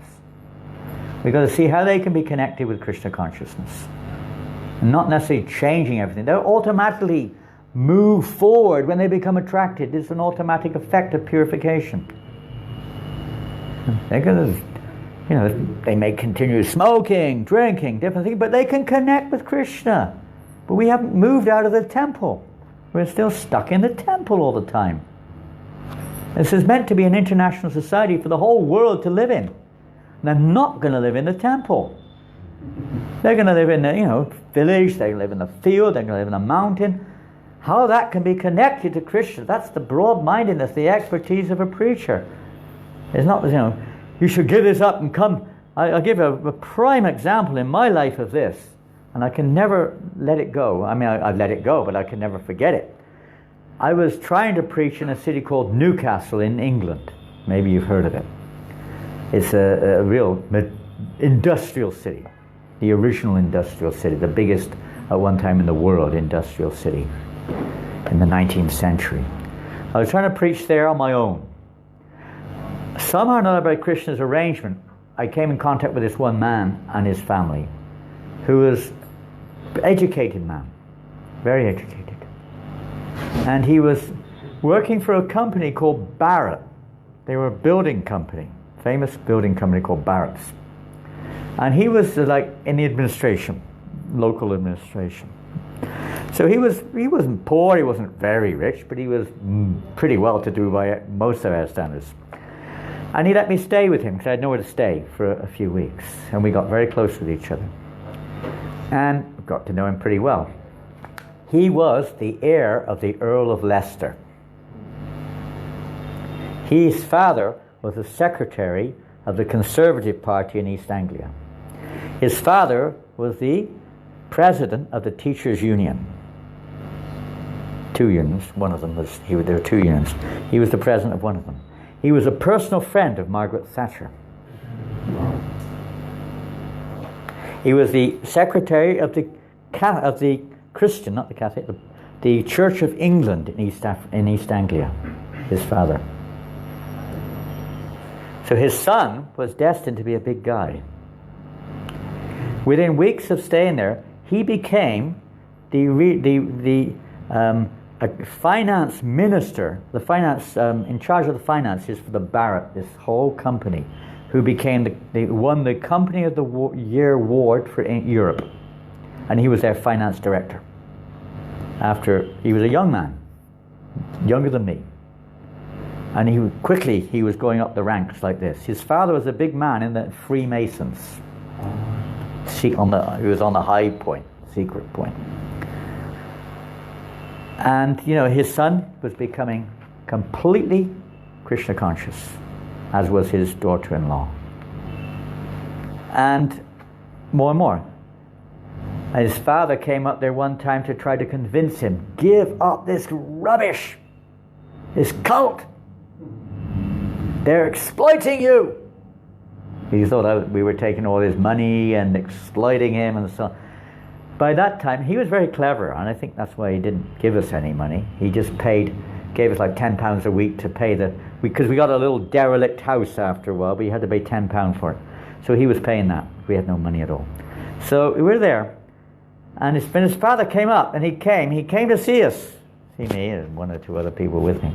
He thought, we're going to be exploiting him. And his father almost fainted when he came into where we were staying. He couldn't believe it. He'd never seen anyone living like this. Because he's up there with the big knobs, A room which was sloping with broken windows, no furniture at all, all cramped in there. And really, the house was condemned. It was like, he'd never seen anything like it. It was clean. And he couldn't say a word. Not a word. He just sat there and kind of took some prasadam. I spoke some things and he just was lost for words. He had nothing, his whole thing had been destroyed.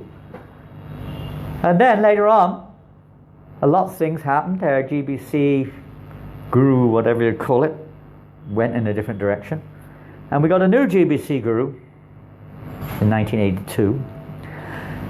We had a closed shop in Newcastle.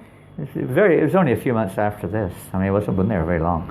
We had to close shop and go to help because all the devotees had left with the guru who went in a different direction. So we went back to the manor with whoever we had there. So we had 4 or 5 new boys and girls by that time. And we took them back to the manor and we stayed there. That's another story. But in the meantime, nothing happened in Newcastle. Somehow or another, I didn't quite click with the new GBC guru. I was a bit on the wrong side of the fence. and the new GBC guru found out about this man up north, the one I'd been staying with, the one who'd been helping us. He found out about him. He called him down. I said, yeah, I was submissive. I said, even though I wasn't clicking. I said, yes, you try to help if you can. He came down. Well, we need this man. And anyway, I won't say all that he said, but I'll say something. He asked him to give up his job, give up everything, and just become his finance minister for his zone. You know that what I'm talking about very well. You were in the country where he was also the GBC at that time. Give up your job. Come here. And your wife, come here. Bring them here. And he had him flying all over the world. Nobody knows much about this because it was behind the scenes. He had him flying all over the world doing various, undercover financial deals in the Caribbean, in the Far East, different places. He was hardly at home for a minute in the year. His wife was full-time looking after the kindergarten. She had a nervous breakdown. She flipped right out. They got set. Then, of course, that person also fell down. Guru GBC. And, he had a nervous breakdown. They separated. They lost everything. He was bankrupt. His father completely turned against us. Totally. As soon as he met this Guru GBC, he realized we were a force.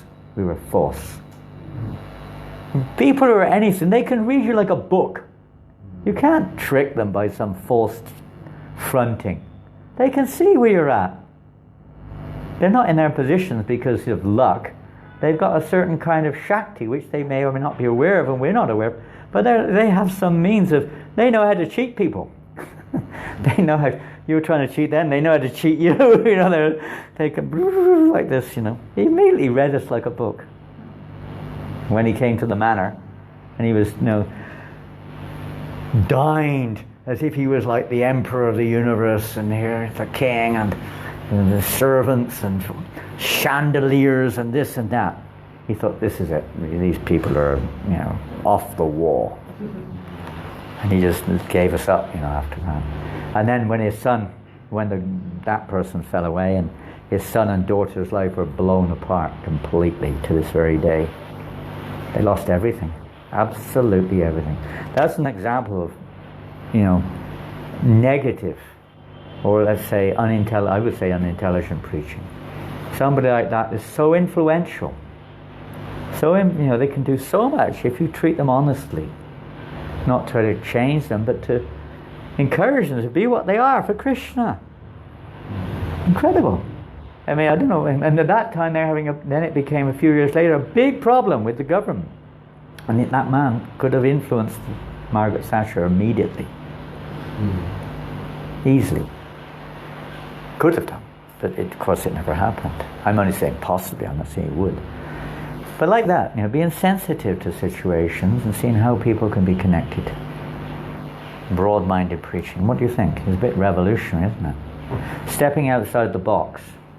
We tend to see the world through our box eyes. You know what I mean? We tend to judge the world through our box.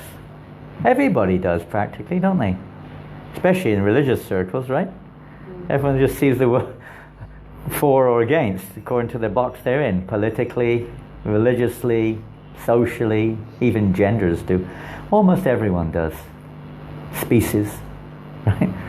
Out the box. To see things, how pure devotee sees it out the box. He sees every living entity and how they can be connected to Krishna. Because they're all Krishnas. And whatever they're doing now is also Krishna's. It may be under the mode of ignorance or passion or goodness or whatever it is, how to connect that to Krishna. Challenge, isn't it? You've almost got to go against the institutional grain to get very far there, practically. Anyway, these are some revolutionary thoughts which, I don't know what to say more than that. I can't do anything. I'm an old man, worn out. But it just seems to me that, because there's got to be some kind of like, the challenge is to keep the heart strong and pure. To keep the goal in mind. Right? Keep the goal in mind. It's not that we all have to go back to living in the hippie pads of the 1960s. The heart has to be strong, but they have to be Brahmin. Brahminical means broad-minded. See how even here in Vrindavan, of course everyone's a devotee, but even here, Sanatana Goswami, what would he do? He would go around the villages, what would he do? Okay, maybe a bit of Madhukari. What else would he do? He would talk to the villagers. How are you? How is your family? How is your occupation? He would relate to them on the level they're on. He wouldn't tell them, this is a waste of time. Give it all up and come and join me in bhajan. They're not ready for it. It's a disservice to do that. What an example would that be to the 99.9% of people who are just not connected? When they see people living, grihastas or whatever, living and in a nice way, in an honest way, a genuine way, and a spiritual way, it's attractive. It's attractive. As they see they're arguing, fighting, quarreling, they come to our temple, we're all criticizing each other, fighting with each other, trying to get positions, and saying, all we're going to attract is people who have the same mindset. That's all. Let's look at it, just increases the degree of the fever. So that maybe that means we don't really belong in that place, if that's our mindset. We're in the wrong boat. The temple shouldn't be a place where people are of that mentality. It should be a place where the temple itself is maybe 100,000% of society. Maybe more than that. In terms of buildings. It's one building out of all of them. Every building should be connected to Krishna. That's the idea. Temple is a place where, spiritual inspiration emanates. Not quarreling and spacing out and whatever. You come there, what the heck is this place? You know, this spaced out guys and arguing and criticizing. They don't belong there. They belong in society, but they don't belong there. They can connect fully to Krishna according to where they're at, but not there. I mean, if you go to a bank, what do you expect? If you went into the bank today to get your money, and there's a guy there, hey, don't go over there, come over here, I've got some vegetables for sale, come on. Buy vegetables, get some vegetables, I'll pay. And some guy drives in his motor like, this bank, these guys are useless, don't come into this bank, you know. What will you think? Or the tiller, the guy behind the till's asleep. Oh, go away, will you? Please come back tomorrow, I'm too tired. And the manager comes out, what do you want? Why are you bothering me? You're not going to make much business in that bank. You expect the bank to be a bank. You expect the people there to know what they're talking about. Right? Isn't it? Otherwise you're not going to go there again. You expect them to have some money. If you're going to get your money, well, we haven't got any money. Sorry. Come back next year, we might have some next year. But I gave you $50,000. We spent it. What bank is this? Yeah, it's crazy. They're trained to be the bank. You go to Walt Disney, we got Disneyland in Paris, right? Everyone there is trained. Even the pot washer, the toilet cleaner, and the gardener are all trained to say the right thing. It's totally material. Totally false, you could say, but they're all trained to say the right thing. And they do tests. They, you know, when you usually go around a place, it's usually you have somebody guiding you around, right? Showing you around Disneyland. But they know that the people who want to find what's going on, they don't talk to them. They go to the guy who's, you know, cutting the grass, or the one washing the pot, the toilets. They're the ones they judge by, whether this is a genuine place, this is the right place or not. They're all trained to receive people properly and to respect people, and not say, "Oh, get out of here! That's not my job. Go away." Everything's pucker. So we have to ask ourselves: do we belong or not? In that we belong in the temple, but the temple, if we look at it in the bigger picture, is everything. Temple is a place, Prabhupada said, not for lasers and crazies. It's a place for seriously focusing on Krishna. It's not a place for management. It's not a place for money making. That money will come in the billions. In the billions, if we're doing our job. That's my opinion. I remember when I was in New Govardhan in 1990, I stayed a year there. And they wanted me to be the TP. I said, no way. They called it the Wild West in those days. There were devotees running around with chainsaws and machine guns. New Govardhan. In Australia. It was wild. Wild as. I mean, you know, unbelievable. You know, I mean, drug addicts, they had marijuana fields growing. It was wild. So I thought, what am I going to do here? I fell in love with the place. What am I going to do? I'm not going to dare take such a risk as that. So I just stayed there a year, and I started up a communications newsletter. And I engaged, I had no one to help, but the children in the school, who were a pretty wild bunch in those days, I asked some of them if they'd like to help after school, and they would come down. And it was interesting. You could see the mentality of the kids. Now these kids were, you know, Australian kids are quite, you know, they're outreach at the best of times. You know, they're quite out. They don't beat around the bush. They say what they want. You know, don't have too many in India, like a little bit of respect or anything. But they were kind. They were sweet. And one of them, and some of you know Surabi. Who knows Surabi? Who knows Mother Surabi? Old Prabhupada disciple. Maybe you don't know her. If you're in Mayapur, you'll know her. She's on the parikrama. She's the lady on parikrama who's always pushing the ladies. Let's give us a space, you know.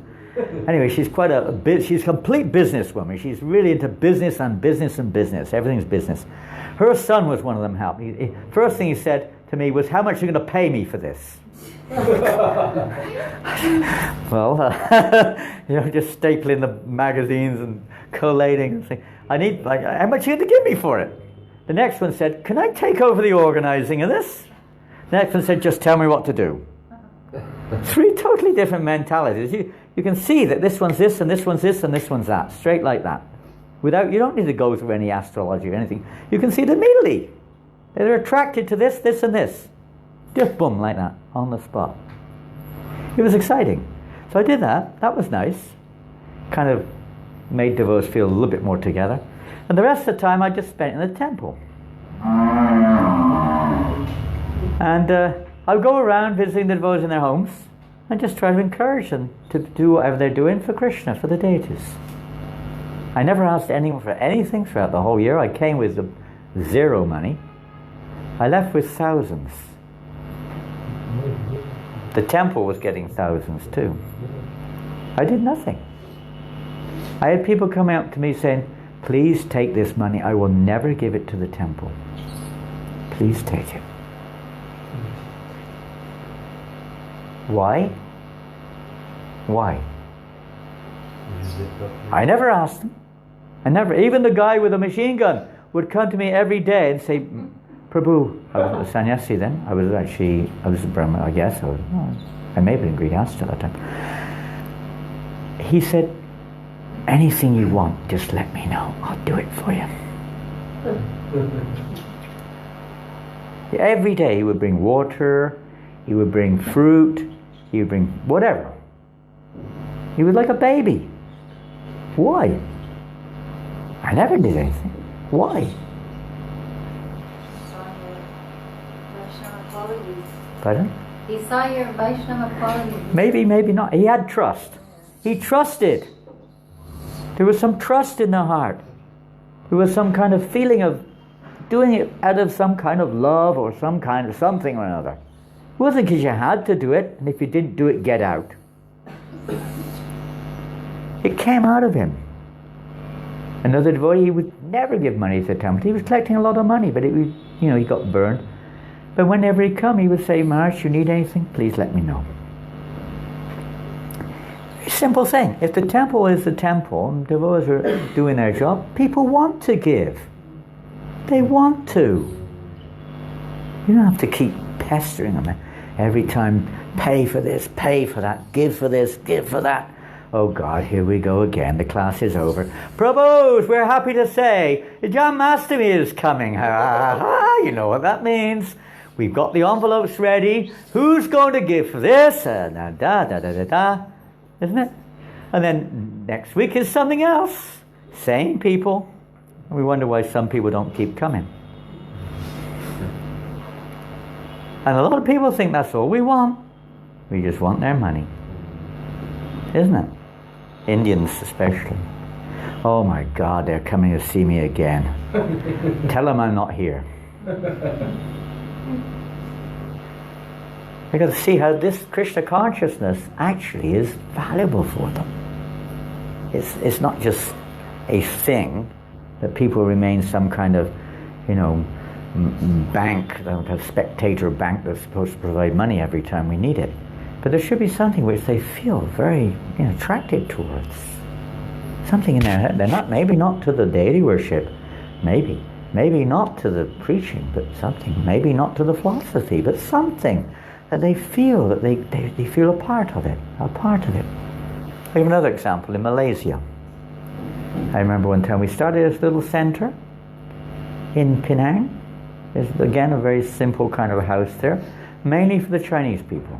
We had mostly Chinese people come around.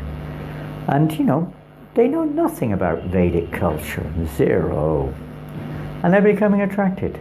And, the devotee was kind of like a bit of a kind of a rules and regulations devotee. You can't do this, you can't do that. You can't come in the kitchen. Stop cutting those vegetables. He was going on like this, Come on, You know what I mean? This old Chinese lady loved to come every week and chop all the vegetables for the lunch. And someone comes and says, you can't do this, you haven't taken a bath, you haven't done this, you haven't done that, you know. And close the center down. No point having a center. Or you go to a rock festival, right? You've been to anyone been preaching in a rock festival? I don't think Rasaprayana will have been there. Yeah, I don't know what it is. You may know what it is, but you've never seen it. I don't know what they're like now. I haven't been for years, but we used to go in the 70s to these Glastonburys and Windsors and things. I mean, devotees like Kripa Moya and all these, you may have heard of his name, they came from these rock festivals. I won't say what some of the devotees were doing, even Tamal Krishna Maharaj, what he was doing before he was picked up by Prabhupada, we won't mention. But, you know, they're doing all sorts of things, you know. If you had clothes, you were unusual. You know, if you weren't high on LSD, there's something wrong with you. You know, that was the sort of situation you were faced with. So if you're going to go to a rock festival and, you know, you're in the kirtan, you're having a kirtan with all these kids. No, I don't touch women. Go away! Then don't go. Just don't go to the rock festival if that's what you're thinking. It's the best thing you can do to ruin the preaching. You've got to be willing to do that. Not go out of your way, but they're just going to grab your hand and dance, you know. You can't stop it. That's how it works. Lord Nityananda, that's his field of preaching. You know, that's his field of preaching. Otherwise, don't go. Simple as that. But if you're going to go, that's how it is, you know. You've got to preach according to the situation you're in.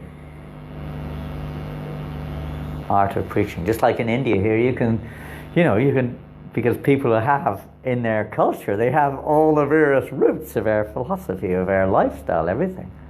More than we do. More than, at least I do. So it's not difficult to reawaken that in their hearts, if they see a good example. But in the West, they probably don't have. They certainly don't have. Like Prabhupada said, the Indians, you just scratch the surface and it comes up. The Westerners, you keep... Is there anything there? There's nothing there. It's just coal. Prabhupada said to his disciples Sunday, he said, trying to clean your hearts is like trying to clean coal. A lump of coal. Try to clean a lump of coal. What's it like? It's still coal, even in the middle it's black. I mean, he was just kind of, but still, the words were so sincere. Prabhupada was so kind. But anyway, just some things on this. What is favorable for devotional service is what is favorable also for sharing Krishna consciousness with others. It's a very fine line, because we can fall into the trap of compromise. We can fall into the trap of falling ourselves. I remember one devotee in London, he was a sannyasi. His name was Rishikesh Ananda, and he's quite famous. He was in the early days. He came to London, and he wanted to preach to the hippies, because he was a hippie in Nepal before he joined. So he's an American guy. He came to London, he wanted to preach. So his idea, he was going to go to where the hippies were, and preach. So he'd stay with them. And sometimes this works. But in his case, it worked. He started smoking dope again. So you've got to be careful also. You've got to be very careful. Another godbrother in London. He was an unusual person, but he previously had a drink problem. He used to drink before he became a devotee, a lot of liquor. So his idea was to convert the drunkards. He became a devotee, Prabhupada disciple, Brahmin, everything. So his idea was to go around the pubs and try to, connect the drunkards. But it ended up he went back to drinking it again. So you've got to be careful at the same time. It takes Brahminical and not just sentiment. You've got to be very careful at the same time. But that's the principle, how to connect everyone with Krishna. Jayananda is a good example of someone who did that. He's one of the perfect examples of someone who was able to do that, because he was so pure. Perhaps the purest devotee our movement's known. He was able to connect everyone with Krishna. He didn't tell them to change. He just told them, you can connect with Krishna too. Never mind you're a street alcoholic. You can also be a devotee of Krishna. No one was excluded. Nobody. Your father must have told you a little bit about Jayananda, huh? I read. You read. I think your father had a lot of loving for Jayananda too. I think so, as far as I can remember. He didn't stay with us. He left the world before Prabhupada left. But he was like, his legacy is like the mood which we need. Of course, it wasn't very. We could say at the heart we weren't very cultured at that point of time. We weren't very kind of strong in some ways. We were, because we were so united around Prabhupada, but not in terms of certain areas of knowledge of philosophy and this and that, or Varna ashram or anything. Not that we are now, but in principle we have more now than we had then. But his mood should be the mood of those who are representing Srila Prabhupada in the center. Whether they're doing this service or that service, is the mood. And the mood of selflessness, the mood of concern, how we can connect everyone else with Krishna. That was Prabhupada's mood. He would treat people according to their level and encourage them to connect that with Krishna. We have a long way to go, don't we? But we can pray and we can try and hope that that will happen. Some empowered persons will come, and if that's what Krishna wills, let us see. Let us see. So if you want to help us to do that in France, you're welcome. We have lots to do. Hare Krishna. Thank you very much. Shri Prabhupada ki jai. Krishna Kirtan, is that right? Yes. Krishna Kirtan was under the guidance of Bhaktivedanta Purna Maharaj. Is that right? Yeah. And Priti Vardhana. What's Priti Vardhana's name now? Took sannyas, didn't he? Bhakti Arja Priti Vardhan Maharaj. Bhakti what? Bhakti Arja. Ardya? Argya or Ardya? Arja. Huh? Okay. Bhakti Arja Priti Vardhan Maharaj. Yeah. So he's still Priti Maharaj? Priti Vardhana Maharaj? So he's still Priti Vardhana. Yeah, he was the main assistant to Bhaktivedanta Purna Maharaj? They were, well, there was two. It was Madhava Brahma Prabhu, now Priti Maharaj. Priti Vardhana. They were the, I guess, the counselors? I guess Yeah. you could say. Yeah. Oh, kind of. Well, from the outside, what it looked like they were overseeing it, put it like that. Yeah, they were. I don't know what they were doing. From the inside, I don't know. And previously it was Bhaktivedanta Purna Maharaj, but he worked through them, Yeah. Educating or encouraging people to be, it's like your body, your hand. We don't try to make the hand be the foot. In an emergency, the hand may act as a foot, but that's not its normal position. So the hand is trained to behave like a hand, the foot to behave like a foot, the stomach is a stomach, the head is a head. Each part of society is like that, to encourage. It's already there. It's just to bring it out by appropriate association and guidance, to bring out what is already there in the heart of the living entities, and not to try to condemn what's in their heart as if it's inferior and they have to change, but rather how to bring that out and then how to connect that with Krishna. Hare Krishna. Srila Prabhupada ki jai. Any questions? I don't even know what the time is. It's late. We went on long. We got too excited tonight. Where was Savitri tonight? She never came. Maybe she's working. She works in the Gurukul. So those who wish to stay will have a little Damodarastikam now. Those who wish to stay. If you want to go to the temple, by all means. Hare Krishna. Is that okay? You're welcome to stay. Pardon? We're having Damodar. We have it here because it's so, you go there, so crowded sometimes. And anyway, various reasons. It takes me hours to go there and come back again sometimes, I used to chant my run during that. Pardon? I used to complete my 16 rounds during that walk. Yeah, going there and back again. Hare Krishna. Haribol. Are you fasting today? God, you're a fanatic. I'd offer you some prasadam. Oh, we got some. Where's that Charnarita? You can take the plain water Charnarita. Have you got it? I remember that cup. Who was it? Rasaprana. Where's Rasaprana? He put the cup somewhere. What is Rasikana? He's in Gujarat. He went to see his mother and father.